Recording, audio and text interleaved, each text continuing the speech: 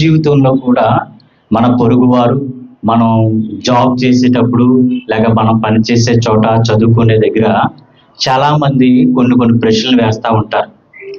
ఈ క్రిస్మస్ సందర్భంలో దానికంటే ముందు కొన్ని క్వశ్చన్లు చాలా ఎక్కువగా రావడం జరిగాయి. విమర్శిస్తూ ఉన్నారు. ప్రభు అయిన యేసుక్రీస్తుని విమర్శించడం, మరియమ్మని విమర్శించడం. చాలా కామన్ గా వచ్చే ప్రశ్న ఏంటంటే, అసలు యేసు ప్రభు ఎలాగా జన్మించాడు చెప్పండి. ఈ ప్రశ్న ఎదుర్కొన్నారా? వింటా ఉంటారా? సోషల్ మీడియాలో చాలా ఇష్టానుసారంగా బూతులు మాట్లాడటం, ఇష్టానుసారంగా మాట్లాడటం, ప్రభువు గురించి, మరియమ్మ గురించి, అలాగే బైబిల్ గురించి ఇష్టానుసారంగా మాట్లాడటం. సో వీటన్నిటినీ మనము వింటున్నాము, చూస్తున్నాము. వారికి మనము సమాధానం చెప్పాలంటే ముందుగా మనకేం రావాలి? బైబిల్లో ఉన్న జ్ఞానము మనము నేర్చుకోవాలి. దేవుని వాక్యము, అలాగే దేవుని సన్నిధికి మనము వారం వారం వస్తూ ఉన్నాం. నేను అనుకుంటా ఉన్నాను, మీ సంఘాన్ని చూసినప్పుడు చాలా వాక్యము, జ్ఞానము కలిగిన వారు అనిపిస్తూ ఉంది. ఎందుకంటే పాస్టర్ గారు చెప్పినప్పుడు వెంటనే మళ్ళీ రెస్పాండ్ అవ్వడము, కొన్ని వచనాలు వెంటనే ఫాస్ట్గా తీయడము, వెంటనే వాటిని చదవడము, వీటన్నీ కూడా బయట చాలా చోట్ల లేదు. చక్కటి సావాసం మీరు కలిగి ఉన్నారు. అదేవిధంగా అనేక మంది ప్రశ్నలు వేసేటప్పుడు మనం కూడా రెడీగా ఉండాలి.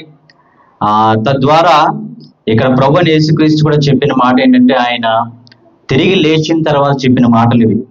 అక్కడ శిష్యులతో కలిసినప్పుడు ఆయన అంటా ఉన్నాడు, ధర్మశాస్త్రంలో, అలాగే ప్రవక్తల గ్రంథాలలో, కీర్తనలలో నన్ను గురించి రాయబడినవని నెరవేరినవని మీ యొద్ద ఉండినప్పుడు మీతో చెప్పిన మాటలు నెరవేరినవని వారితో చెప్పాను.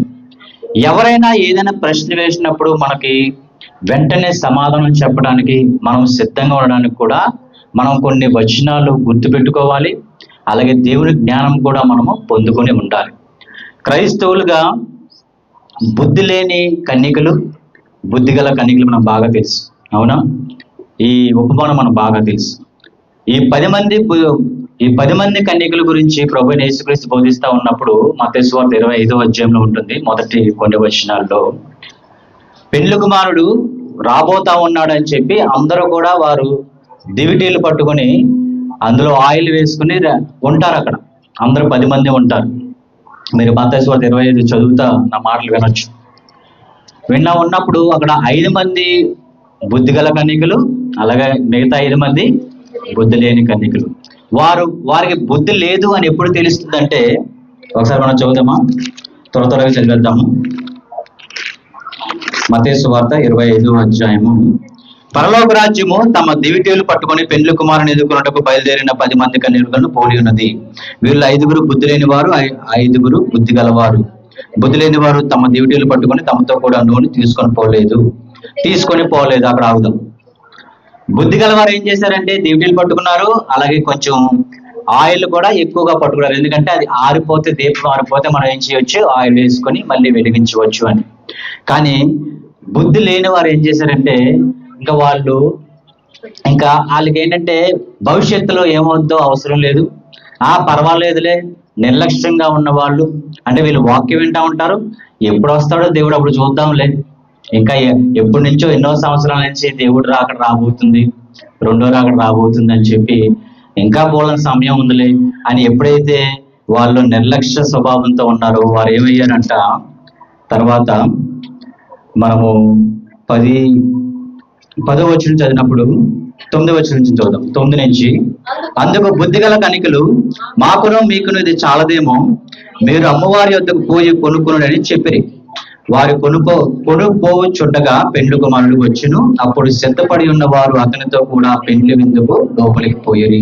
అంతటా తలుపు వేయబడిను. ఏమైందంట?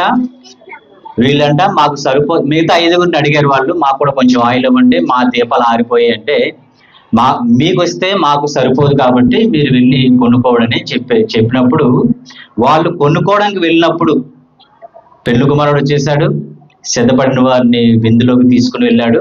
తలుపు ఏమైంది? మూయబడింది. తర్వాత వాళ్ళు వచ్చిన చూసినట్లయితే తర్వాత వాళ్ళు తిరిగి వస్తారు కొనుక్కొని వచ్చిన తర్వాత, అయ్యా తలుపు తీయమన్నప్పుడు ఏమంటాడు దేవుడు? మిమ్మల్ని నేను ఎరగను. వీళ్ళందరూ ఎవరు? వాక్యం తెలిసిన వాళ్ళే, మళ్ళాగా విశ్వాసులే. బయట వారు కాదు, అందరూ విశ్వాసులే. కానీ ఇక్కడ సిద్ధపడిన విశ్వాసులు, నిర్లక్ష్య స్వభావంతో సిద్ధము లేని విశ్వాసులు ఏం చేయబడతారు? విడవబడతారు. తలుపు మూయబడుతుంది. మనం కూడా అనేక మంది ప్రపంచంలో క్రైస్తవులు ఉన్నారు, అలాగే మన భారతదేశంలో కూడా క్రైస్తవులు ఉన్నారు. ఇప్పుడు జరుగుతున్న పరిస్థితులు మనం ఒకసారి ఎందుకు ఇలా జరుగుతుంది అని ఒకసారి మన బైబిల్లో నుంచి మనం చూసినట్లయితే అర్థమవుతుంది ఏంటంటే, ఎక్కడైనా శ్రమలు కలుగుతా ఉన్నప్పుడు అసలైన విశ్వాసం బయటపడుతుంది కదా. ఆ రోజుల్లో శిష్యులు సువార్త ప్రకటిస్తా ఉన్నప్పుడు కూడా శ్రమల గుండా వెళ్ళారు.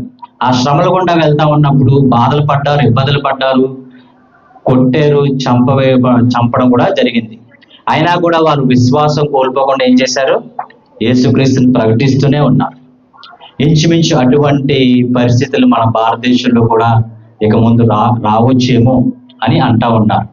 ఇప్పటికే ఇవి ప్రారంభమైపోయాయి. మనం కూడా విశ్వాసంలో బలపడకపోతే, సిద్ధంగా ఉండకపోతే ఇక్కడ శ్రమల్లో మనం ఏమవుతాం? అసలు సిసలైన విశ్వాసం క్రైస్తవంలో లోంచి లేకుండా విడవబడతాం. ఇందాక పాస్టర్ గారు అంటా ఉన్నారు, చనిపోయినా కూడా ముందు మనం ఏం చేయాలి? క్రీస్తుని చనిపోయినా కూడా మనం క్రీస్తుని అంటిపట్టుకొని క్రీస్తుని ప్రకటించే వారుగా ఉండాలి. మనము బయటికి వెళ్ళి వాక్యం చెప్పని అవసరం లేదు, కానీ మన జీవితంలో మన ప్రవర్తన ద్వారా యేసుక్రీస్తుని మనం ఏ విధంగా మనం ఇతరులకు చూపిస్తున్నాము అనేది ప్రభువైన యేసుక్రీస్తు వస్తూ ఉంటారు. సో మొదటి వాగ్దానము, ఇప్పుడు ఎప్పుడు చెప్పింది introduction. Let's go to first book of Bible, ఆదికాండము 3వ అధ్యాయం 15వ వచనము. ఇప్పుడు మనము కొన్ని వచనాలు మనకి 4000 సంవత్సరాల క్రితము దేవుడు మనకి ఇచ్చిన వాగ్దానం, అంటే ప్రభువైన యేసుక్రీస్తు ఇంకా భూమి మీద జన్మించకుండా ముందు 4000 సంవత్సరాల క్రితము మొదటి వాగ్దానము దేవుడు మనకి అనుగ్రహించాడు. పాస్టర్ గారు నాకు తెలిసి చాలాసార్లు మీకు బోధించే ఉంటారు. కానీ ఇవి మనం గుర్తుపెట్టుకోవాలి. ఎవరైనా విమర్శించినప్పుడు, ఎవరైనా ఏదైనా అన్నప్పుడు, ఏంటి ఎవరికి పుట్టాడు చెప్పండి, అసలు ఆధారాలు ఉన్నాయా అయినప్పుడు, దేవుడు 2025లో ఉన్నాం కదా, 2025లో ఉన్నాం మనం. ప్రభువైన యేసుక్రీస్తు 2000 సంవత్సరాల క్రితం రావడం జరిగింది. ఆయన రాకుండా ముందు 4000 సంవత్సరాల క్రితం ఇవ్వబడిన వాగ్దానం, మొదటి వాగ్దానం బైబిల్లో మనం చూసినట్లయితే ఆదికాండం 3వ అధ్యాయం 15వ వచనము. మరియు నీకును స్త్రీకిని నీ సంతానమునకును ఆమె సంతానమునకును వైరము కలగజేసేదను, అది నిన్ను తల మీద కొట్టును, నీవు దానిని మడి మీద కొట్టుదు అని చెప్పాను. ఎప్పుడిది? ఎన్నో సంవత్సరాల క్రితము దేవుడు వాగ్దానం ఇవ్వబడింది. ఎవరితో వాగ్దానం చేశాడు? డైరెక్ట్ గా సాతానుకి వాగ్దానం విసిరాడు, ఛాలెంజ్ విసిరాడు. ఎప్పుడైతే పాపము భూమి మీదకి వచ్చిందో దేవుడు అప్పటికప్పుడు ఆయన రియాక్ట్ అయ్యే దేవుడు కాదు మన దేవుడు. ముందుగానే ఆయన ప్రణాళిక చొప్పున ఉద్దేశం ప్రకారంగా ఆయన ఏం చేశాడంటే సాతానికి ఛాలెంజ్ విసిరాడు. ఏమని? నీకును స్త్రీకిని వైరము కలగజేసేదను, అందుకే మనం నీతిగా జీవిస్తే మనల్ని తిడుతున్నారు. మనం చర్చికి వెళ్ళి మంచి మాటలు వినడానికి మందిరాలకు వస్తుంటే మనకు అడ్డు చెప్తా ఉన్నారు. మనము మంచిగా ఇతరులకు ప్రేమను చూపిస్తా ఉంటే, ప్రేమగా పలకరిస్తా ఉంటే, మీకు పరలోక రాజ్యం గురించి మేము చెప్తామంటే వాళ్ళు మనల్ని ఏం చేస్తా ఉన్నారు? కొడుతున్నారు, తిడుతున్నారు, బూతులు మాట్లాడుతున్నారు. ఇవన్నీ కూడా దేవుడు ముందుగానే సెలవిచ్చాడు. అది బైబిల్లోనే లిఖించాడు, అనేక చోట్ల లిఖించబడింది. మొదటి వాగ్దానంలో కూడా మనం చూస్తాము, స్త్రీ సంతానము అంటే మనము, అలాగే సర్పము సంతానం, అలాగే సాతానుకి మనకి ఏమైంది? వైరము, ఎనిమిటి, మనకు శత్రువు వాడు. మనల్ని ఏ విధంగా పడద్రోయాలి, ఏ విధంగా మనల్ని నరకానికి తీసుకువెళ్ళాలని ఎప్పటికప్పుడు ఆ శాయశక్తుల వాడు ప్రయత్నాలు చేస్తూనే ఉంటాడు. అదే జరుగుతుంది మన దేశంలో కూడా. మనము ఎవరికి హాని చేయకపోయినా వాళ్ళు మన దగ్గరకు వచ్చి ఎందుకు వాళ్ళు ఇలా చేస్తున్నారు, మనల్ని గాయపరుస్తా ఉన్నారు, మనల్ని నిందిస్తా ఉన్నారు, అవమానం చేస్తా ఉన్నారు అంటే మనము ఏం కోల్పోకూడదు? మన పేషెన్స్ మనం కోల్పోకూడదు, సహనం మనం కోల్పోకూడదు. నిలబడాలి అంటే మనం నేర్చుకోవాలి అంటే దేవుని ఆత్మతో నింపబడినప్పుడు ఏమవుతామంటే ఆ విశ్వాసంలో మనం నిలబడగలుగుతాం. లేకపోతే అనేక మంది విడబడినట్టుగా మనం కూడా విడిచిపెట్టబడతాం. ఆ 10 మంది కన్యకల్లో 50% విడవబడ్డారు. అవునా? 10 మంది కన్యకల్లో 5 దేవుని రాజ్యంలోకి వెళ్ళారు, 5 విడవబడ్డారు. క్రైస్తవుల్లో కూడా 50% అనేది మనం చూసుకోవచ్చు. ఇంకా నీతిగా జీవించేవారు మాత్రమే ఆయన పరలోక రాజ్యంలోకి అవకాశం ఉంటుంది. అందరికీ మాత్రము అని బైబిల్ ఎక్కడ లేదు. ప్రభువైన యేసుక్రీస్తు అందరికీ ప్రభువు, అందరి కోసం ప్రాణం పెట్టాడు. కానీ ఆయన ఏర్పాటు చేసుకున్న వారు మాత్రమే ఆయనతో పాటు కలిసి ఆయన 1000 ఏళ్ల పరిపాలన ఎప్పుడైతే మనకు రాబోతుందో ఆయనతో పాటు మనం కలిసి జీవిస్తాం. అలాగే ఆది కాండము, అలాగే మనం ఇంకా అనేక ప్రవచనాలు, 300 పైగా ప్రవచనాలు ప్రభువైన యేసుక్రీస్తు కోసము రాయబడ్డాయి. అవన్నీ కూడా నెరవేర్చబడ్డాయి. మనం ఆది కాండం చూసుకున్న దగ్గర నుంచి మీకా, అలాగే మలాకీ గ్రంథము, పాత నిబంధనలు ప్రతి పుస్తకము, మొత్తం 66 పుస్తకాల్లో ప్రతి అధ్యాయము అలాగే ప్రతి పుస్తకం కూడా ప్రభువైన యేసుక్రీస్తు గురించి చెప్పబడింది. ఆయన ఎప్పుడు రాబోతాడని కూడా మనము గ్రంథాల్లో చూస్తాం. అలాగే నిర్గమకాండంలో కూడా, నేను అందులో కొన్ని వచనాలు చూపించేసి ముందుకు వెళ్ళిపోతాను. నిర్గమకాండము 12వ అధ్యాయము 46వ వచనము కూడా ఎవరైనా చదివినట్లయితే మీరు ఒక్క ఇంటిలోనే చదవండి.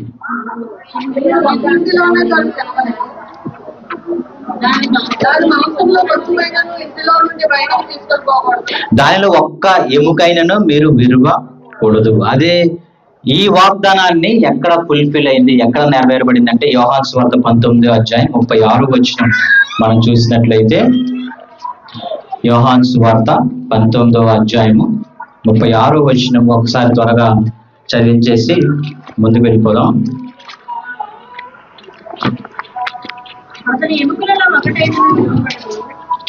అతని ఎముకలలో ఒక్కటైనను విరవబడదు.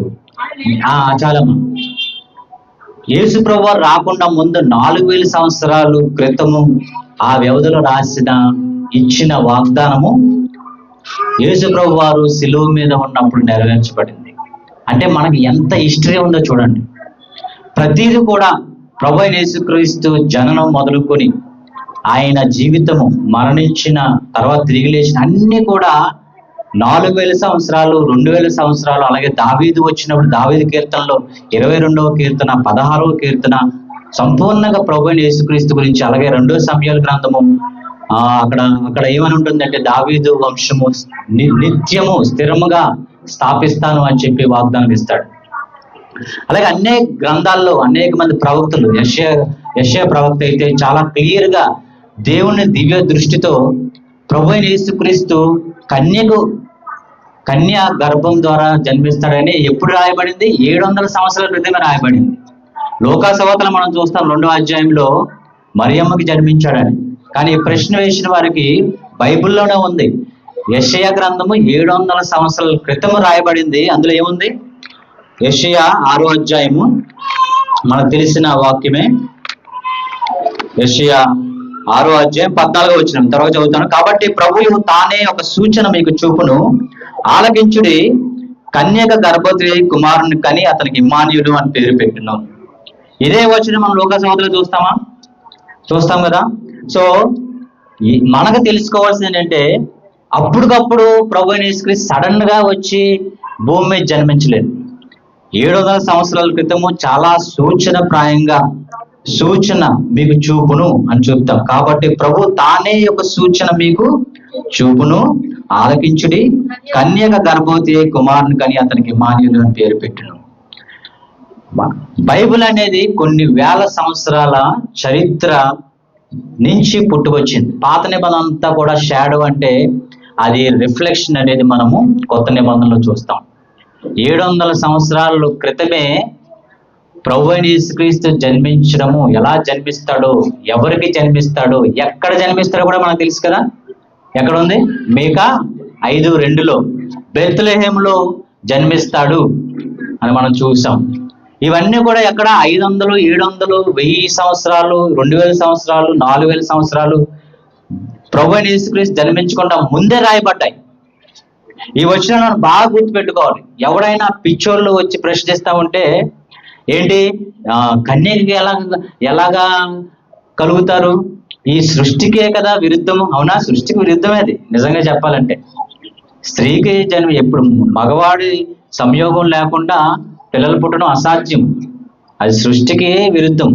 కానీ దేవుడు ప్రణాళిక ఏంటంటే, దేవుడిచ్చిన ప్రణాళిక నీతిమంతుడు మానవుడిగా జన్మించినప్పుడు పాపము లేనివాడిగా జన్మించాలి. పురుషుడు కాంటాక్ట్ లేకుండా, సంయోగం లేకుండా జన్మించాలంటే ఏం చేయాలి? పరిశుద్ధాత్మ ద్వారా జన్మించాడు. అందుకే మరియమ్మకు పుట్టినప్పుడు